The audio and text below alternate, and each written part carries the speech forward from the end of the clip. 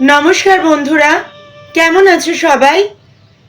সুস্মিতার কাব্যকথার আরও একটি পর্বে সবাইকে স্বাগত জানাই। আজ শোনাবো পল্লী কবি জসীমউদ্দিনের লেখা ভারী মিষ্টি একটি কবিতা।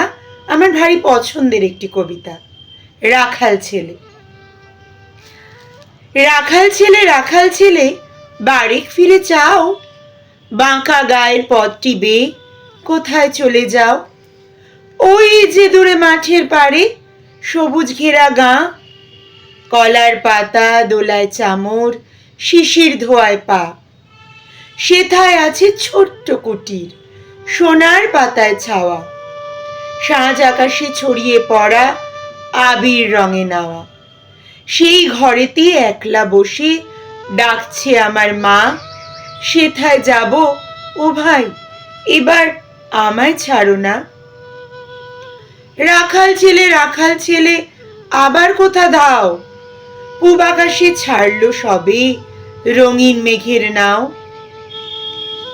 ঘুম হতে আর জেগেই দেখি শিশির ঝরা ঘাসে সারা রাতের স্বপন আমার মিঠেল রোদে হাসে।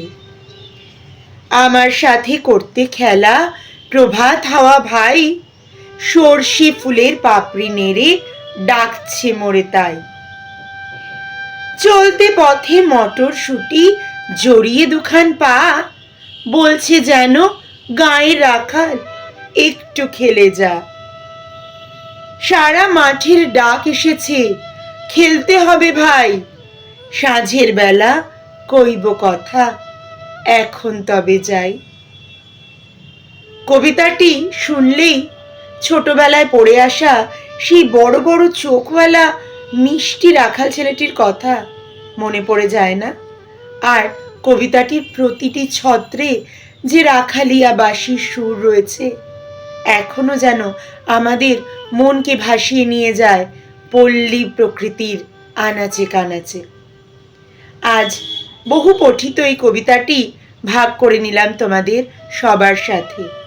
কেমন লাগলো জানিও কিন্তু।